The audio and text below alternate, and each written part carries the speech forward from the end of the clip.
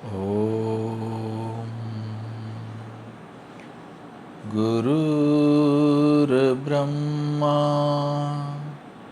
गुरुर्विष्णु गुरुर्देवो महेश्वर गुरुर्साक्षात् परब्रह्म तस्मै श्री गुरुवे नमः।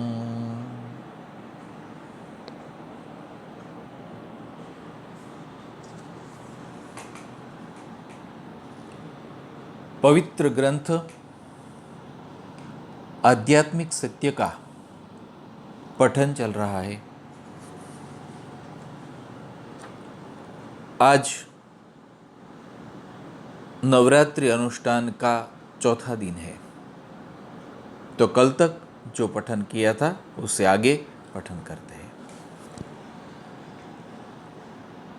जय बाबा स्वामी। ध्यान में बैठने के बाद पहली अनुभूति होती है कि बैठना अच्छा लगता है। आपने सभी प्रकार के विचार बंद हो जाते हैं और मानसिक शांति का हम अनुभव करते हैं।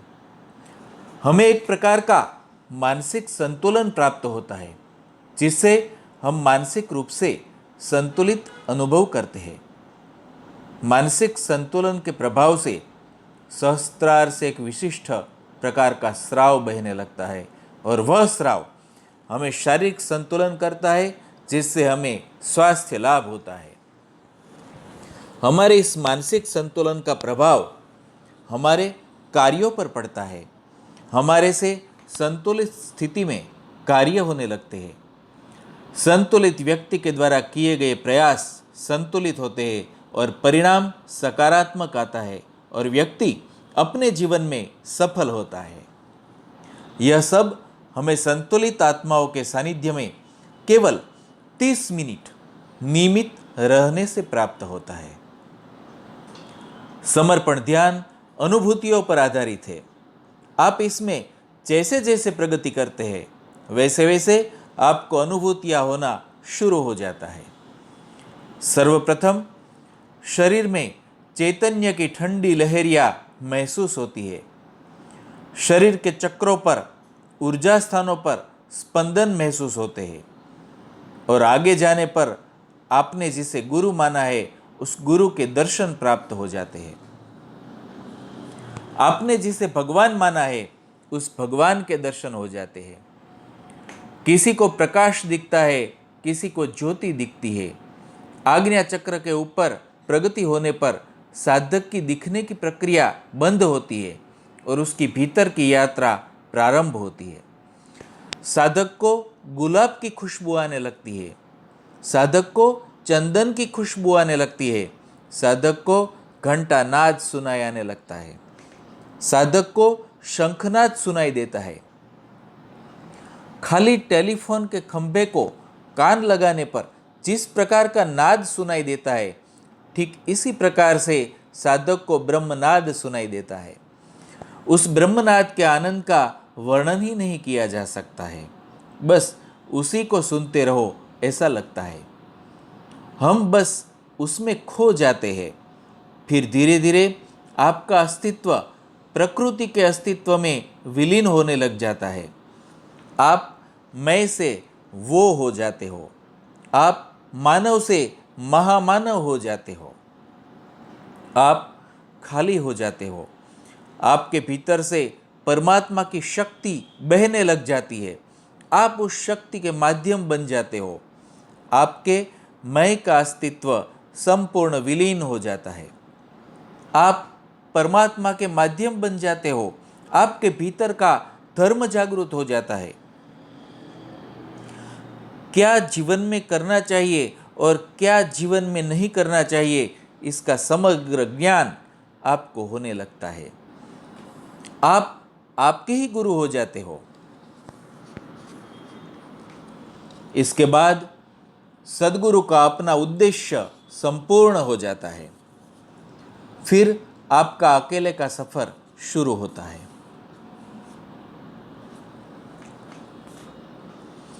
आप सब में से विरक्त हो जाते हो और आपको जीते जी मोक्ष की स्थिति मिल जाती है और आपके जीवन का उद्देश्य संपूर्ण हो जाता है।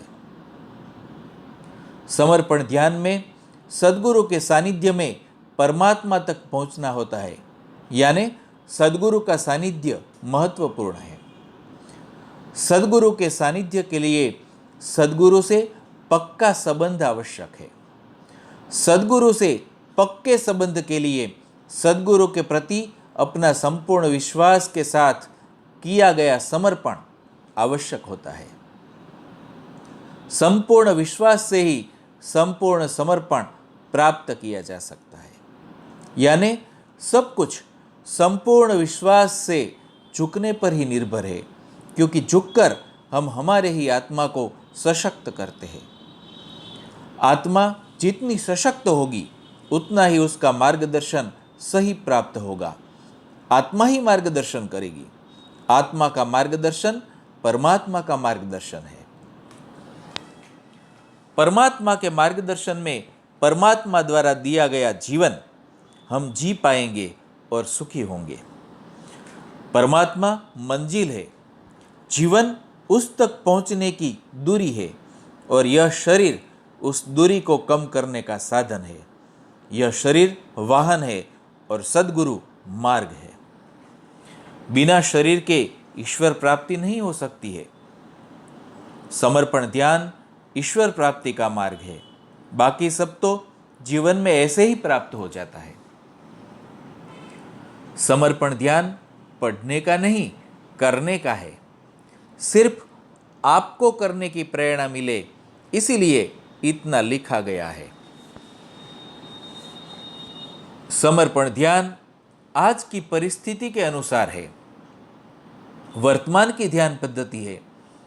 वर्तमान वैचारिक प्रदूषण के जगत में आसानी से किया जा सके ऐसी सरल ध्यान की पद्धति है।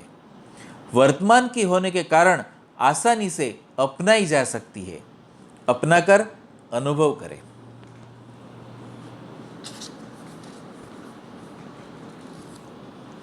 आध्यात्मिक सत्य का नया संदेश है समर्पण आश्रम, तारीख 8 मार्च 2007 गुरुवार।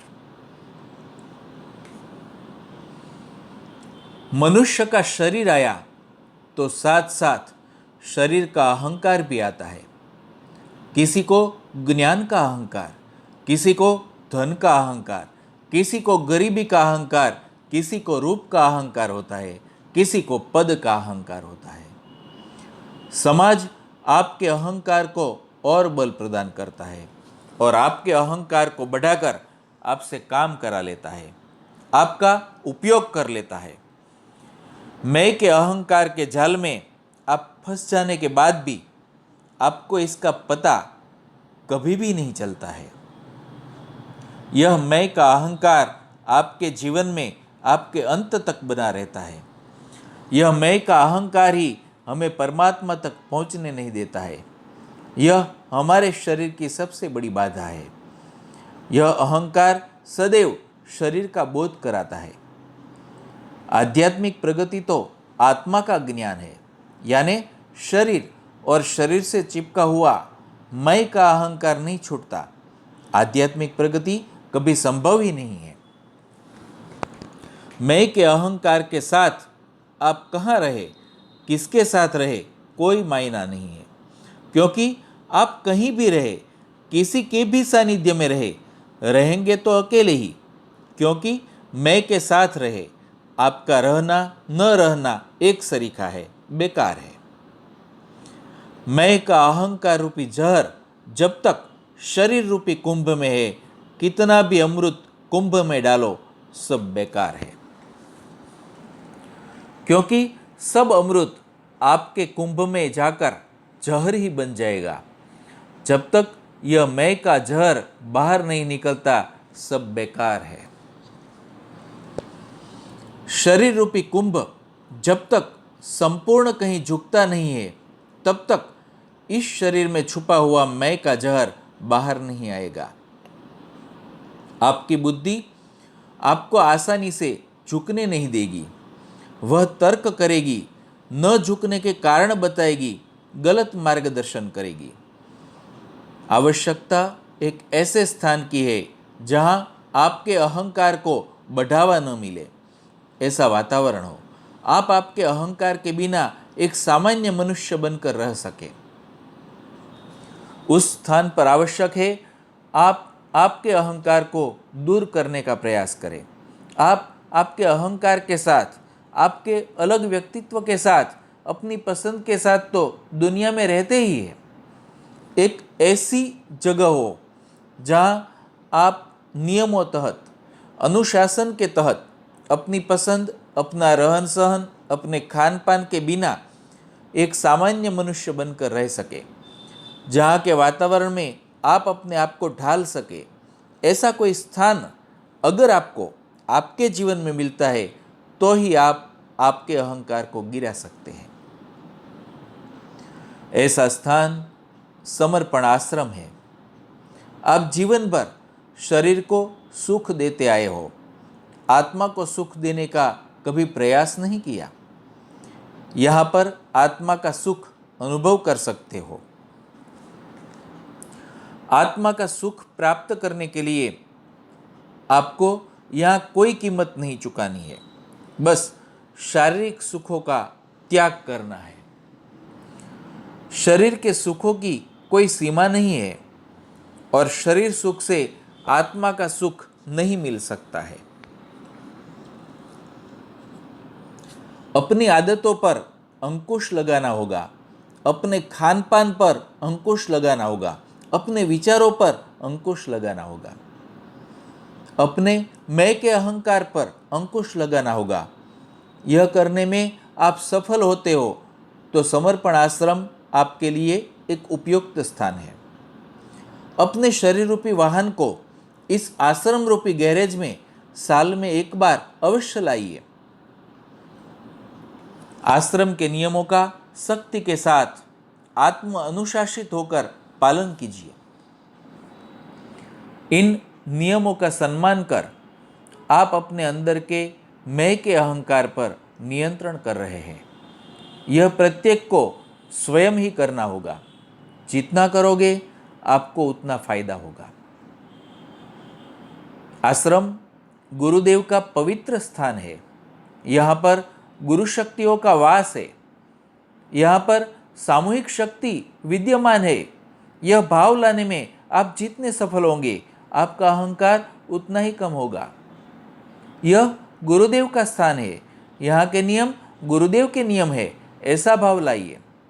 सब नियमों का पालन कब हो जाएगा पता ही नहीं चलेगा।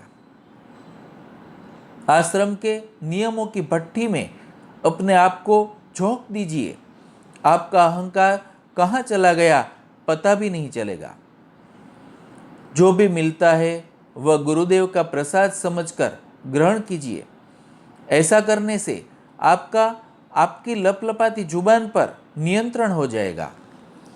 एक बार जुबान पर नियंत्रण हो गया तो वह फालतू शब्दों का उच्चारण करेगी ही नहीं। वह मौन रहना पसंद करेगी।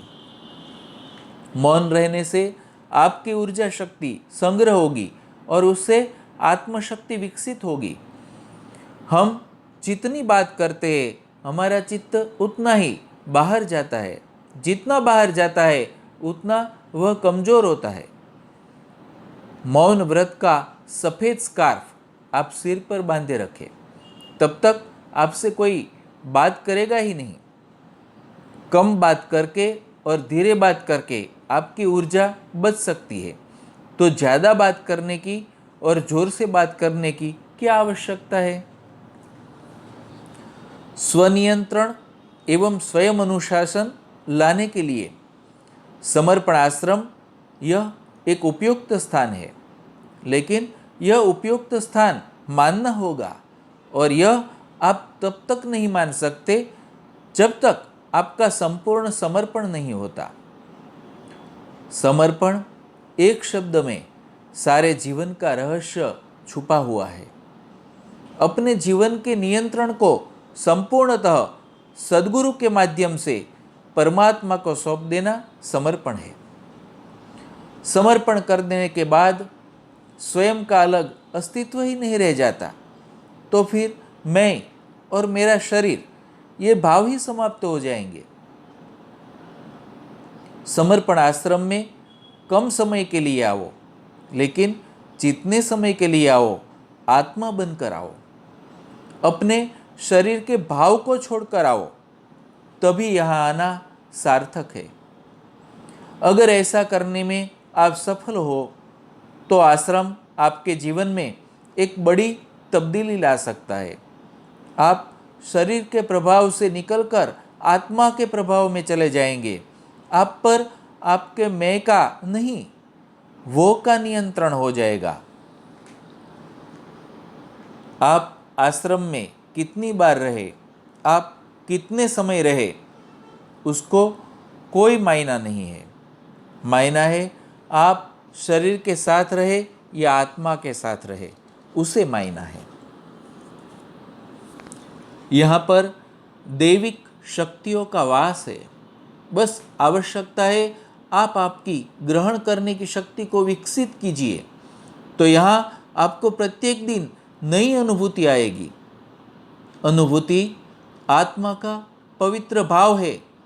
इसे पाने के लिए आपको शरीर के नियंत्रण कक्ष से आत्म नियंत्रण कक्ष में जाना होगा।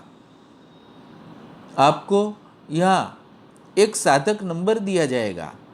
यहाँ आपकी पहचान बस एक साधक के रूप में होगी। आपका नाम, आपका पद, आपकी जाति, आपका धर्म, आपकी भाषा, आपका देश, ये सब शरीर के आवरण है। ये सब छूट जाएंगे। साधक यानी जो साधना रत है, साधना में लीन है, जो शरीर पर नियंत्रण साध चुका है, अब आत्मा पर नियंत्रण कर रहा है।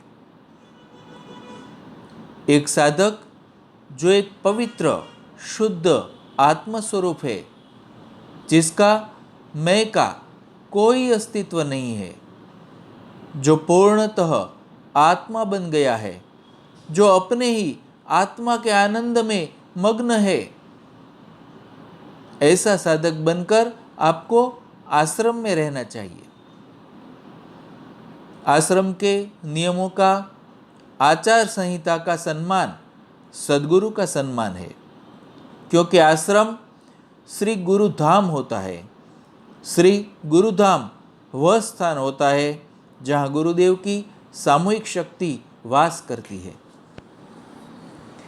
आप अगर सकारात्मक है तो आपके आदर्श वे साधक होंगे जो आश्रम के नियमों का सम्मान के साथ पालन करते हैं, जो आत्म अनुशासित है। ये साधक सद्गुरु को प्रिय है। इस प्रकार से रहने वाले कई साधकों को आश्रम में कई अनुभूतियाँ हुई है, जो उनके जीवन में आमूल सकारात्मक परिवर्तन लेकर आई है। शरीर एक वाहन है और यह वाहन सर्विसिंग के लिए आश्रम रूपी गैरेज में साल में एक बार तो भी लाना ही चाहिए, जहाँ वह अपनी मर्जी से नहीं, मैकेनिक की मर्जी से चलेगा। सद्गुरु रूपी मैकेनिक गाड़ी के नट बोल्ट ठीक कर देगा। बस आपको आपकी शरीर रूपी गाड़ी उसे कुछ दिन क्यों न हो सौंपनी होगी। आश्रम वह स्थान है जहां आप मैं नहीं, वो बनकर जीते हो। उसकी कृपा में, उसकी करुणा में, उसकी इच्छा से उसके हवाले अपने आप को करके जीते हैं। यह जीवन का आनंद ही कुछ और है। इसका वर्णन नहीं किया जा सकता है। यह आत्मा का आनंद है। इसे अनुभव करके देखिए। यह वो स्थान है जहाँ पर ओम के साथ त्रिशूल आकाश में प्रकट हुआ था, यानी शिव के साथ यहाँ शक्ति स्वयं विद्यमान है। इसलिए गुरुदेव ने इस स्थान को श्री गुरुधाम बनाने के लिए चुना है। श्री गुरुधाम इन शिव और शक्ति का संगम है, एक संपूर्ण स्थान है, जीवंत स्थान है। ऐसे स्थान पर रहने का अवसर आपको आपके अच्छे कर्मों के कारण मिला है। आपकी आत्मा की आध्यात्मिक प्रगति की शुद्ध इच्छा से मिला है। उस सौभाग्यशाली अवसर को, समय को यूं ही मत गवाइए। पता नहीं यह गुरु सानिध्य जीवन में फिर कब मिले। जब मिल रहा है तो उसे संजो कर रखिए। ये अनुभूतियां जीवन भर काम आएगी। जब आश्रम में रह ही रहे हो तो केवल शरीर से नहीं, आत्मा से रहो, चित्त से भी आश्रम में रहो। चित्त से भी आश्रम में रहने से आपकी चित्त शुद्धि होती है। एक पवित्र चित्त, शुद्ध चित्त वह चित्त है जिसमें कोई मैल नहीं है, निर्मल चित्त है। ऐसे चित्त में ही परमात्मा का वास होता है। अपना चित्त सहस्त्रार पर रखकर शुद्ध व पवित्र रखिए। चित्त शुद्धि के लिए गुरु चरण से अच्छा इस जगत में कोई स्थान नहीं है, क्योंकि गुरु चरण में अच्छे चित्त वाले साधकों की सामूहिक शक्ति होती है। अपने अहंकार को, अपने मैं को कम करने के लिए जो काम आप कभी नहीं करते, वैसा काम करने का कार्य आप आश्रम में स्वयं लीजिए और उस कार्य को सर्वश्रेष्ठ तरीके से करने का प्रयत्न करें और पवित्र भाव रखिए, यह मैं गुरु कार्य कर रहा हूँ। जैसे झाड़ू लगाना, पोछा लगाना, बर्तन साफ करना आदि। मुझे यह छोटा कार्य करते समय कोई देखेगा तो वह क्या सोचेगा मेरे बारे में, यह सोचना भी अहंकार का एक लक्षण है। कार्य कोई छोटा नहीं होता, न कोई कार्य बड़ा होता है। हमारी बुद्धि ही हमें इस भटकाव में डालती है। आपको आश्रम में गुरु कार्य करने के लिए मुक्त आकाश है। आप जो चाहे वह कार्य स्वयं होकर चुन सकते हैं। यहाँ पर बिताया गया समय अमूल्य है, उसे यूं ही व्यर्थ मत गवाइए। आश्रम परिसर में किन्हीं बाहरी विषयों पर चर्चा न करें, उसके लिए तो दुनिया पड़ी हुई है। अनुभूति पर बात करें, ध्यान पर बात करें, आत्मज्ञान पर बात करें, चैतन्य पर बात करें या मौन का आनंद लीजिए। मौन में भी शक्ति है। आश्रम परिसर में विचार करके वैचारिक प्रदूषण मत फैलाइए, यह वातावरण को दूषित करता है। जहाँ पर निर्विचारिता का वातावरण हो, वहाँ पर अगर हम भी अपने आप को उस वातावरण के साथ जोड़ने में सफल हो जाए तो हमें भी उस वातावरण का आनंद और आत्म शांति मिल सकती है। आश्रम एक पवित्र परिसर है। हमें ध्यान रखना चाहिए कि आश्रम की स्वच्छता व पवित्रता बनाए रखें। गहन ध्यान के अनुष्ठान के समय आश्रम परिसर में जिस चैतन्य का निर्माण हुआ है, अब उस चैतन्य को बनाए रखना प्रत्येक साधक का कर्तव्य है। आश्रम में प्रवेश करते समय आप साथ किसी समस्या को लेकर मत आओ, क्योंकि आपके असंतुलन से ही समस्या पैदा हुई है। आश्रम में आकर संतुलित हो जाओ, समस्या स्वयं ही दूर हो जाएगी। अनुभव करके देखो।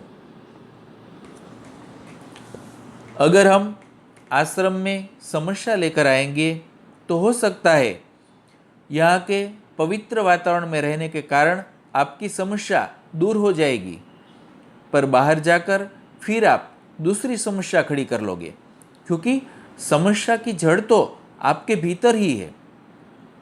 हाँ, अगर यहाँ आकर आपने अपने आप को संतुलित कर लिया तो समस्या की जड़ जो असंतुलन है वह ठीक हो जाएगा, तो समस्या बाद में जीवन में आएगी ही नहीं।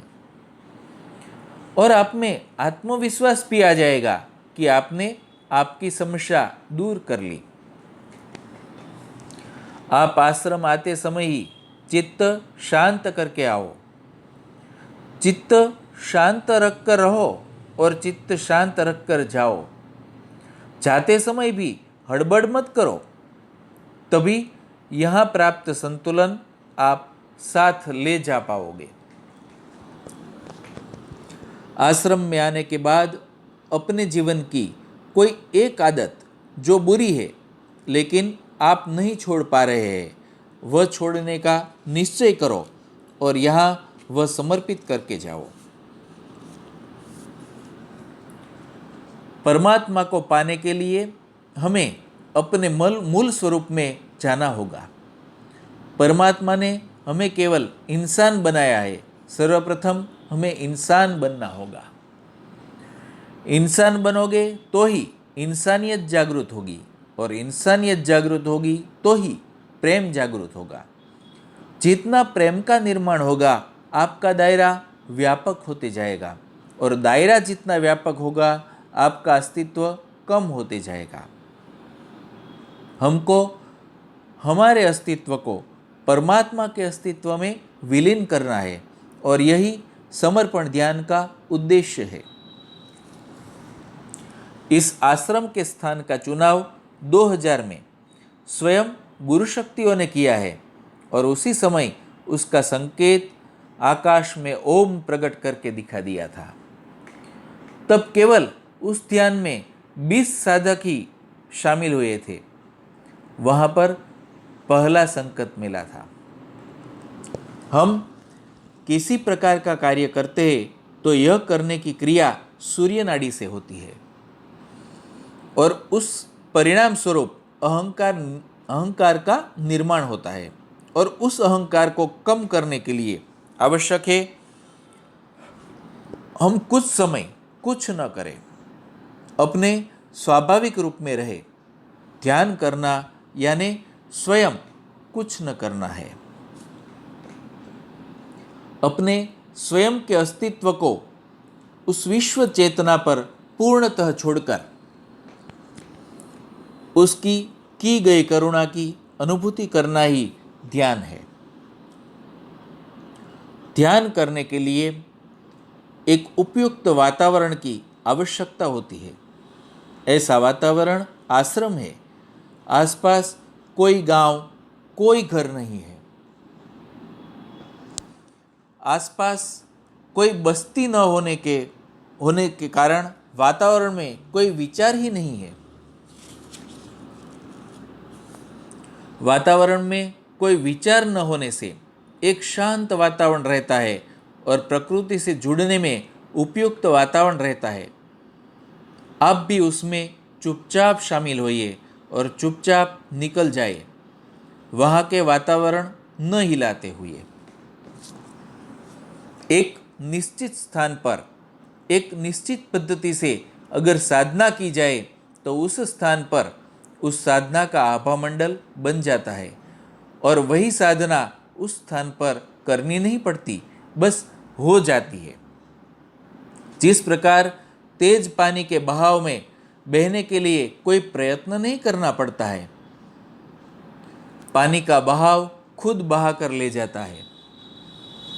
ठीक उसी प्रकार से आश्रम वह स्थान है जहाँ समर्पण ध्यान की साधना निरंतर चलती रहती है। जय बाबा स्वामी।